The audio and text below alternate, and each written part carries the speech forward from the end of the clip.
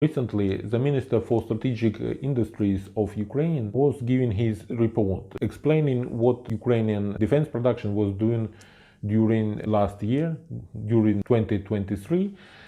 And there are some points from his presentation I would like to present to your attention.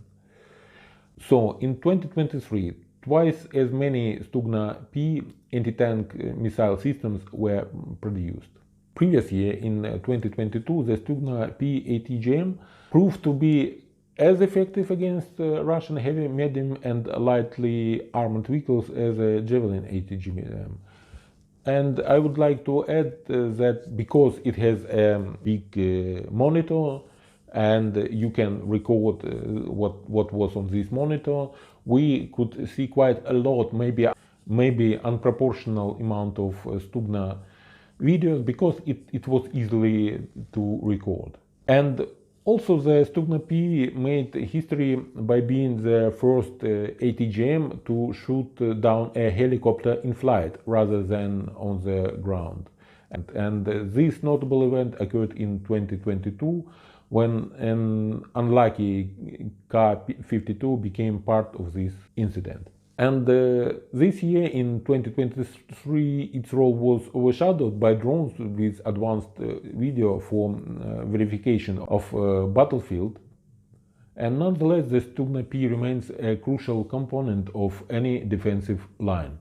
Second, production of mortar shells was increased by 42 times compared to 2022.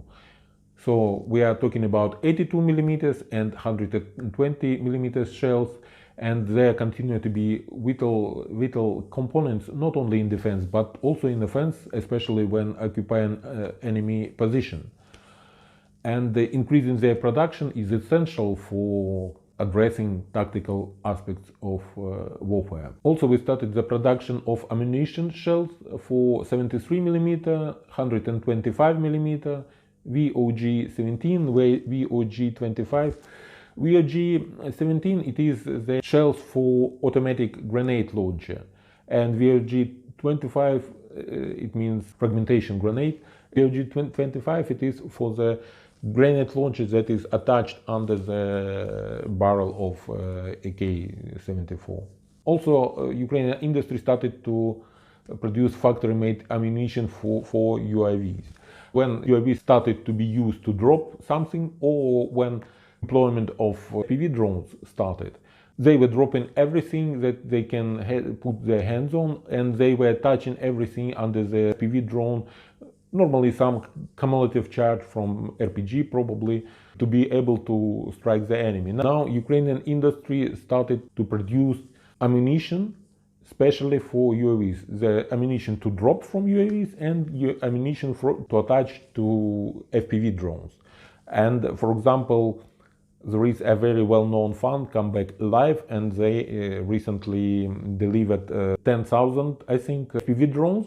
And they were delivering not only FPV drones, but there was a cumulative charge, factory produced and especially made to be used together with FPV drones, so they were providing the complete package.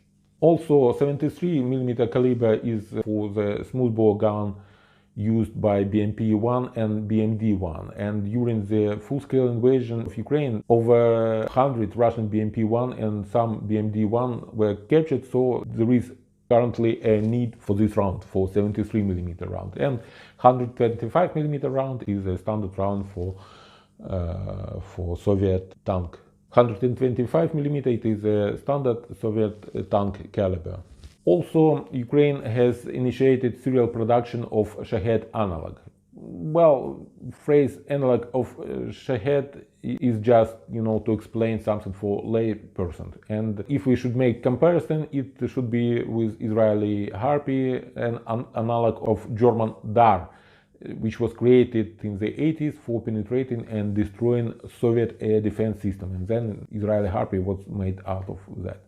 In any case, no Ukrainian UAV can be considered an analog of Shahed, Harpy or Dar. Our kamikaze drones, they differ from all of them, and this, I would say, is our unique approach. Next point. Ukraine is developing hybrid air defense and they are already operational on the battlefield.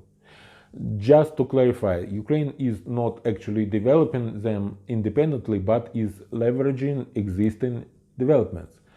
The hybrid air defense system using the Soviet Buk missile system base and then RIM-7 missiles, RIM-7, is a continuation of a project that was implemented in Poland when they were integrating RIM-7 into Buk's predecessor, the KUB system. And in general, our partners have extensive experience with such integrations, and considering the substantial number of Soviet launchers without missiles and RIM-7 missiles that can be married with them, so we will see quite a substantial number of systems to come to our forces. And the last point, it was said that production of the Bogdana self-propelled artillery unit has reached the level of giants in the global defense industry. Well, it was very high words.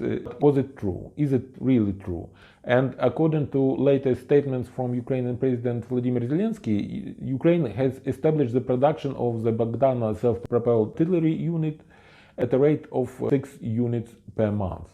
So comparing Bogdana production to, for example, that of the Caesar self-propelled artillery system, of which slightly more than 330 units were produced in 21 years. So it is impressive, because the average production rate of Caesar is around 2 systems per month, and Ukraine is aiming for 6 per month. But however, there is room for improvement, so maybe next year, in 2024, we will have 12 units per month. Who knows? Thank you for watching. Have a nice day. Merry Christmas. Happy New Year. And Slava Ukraini.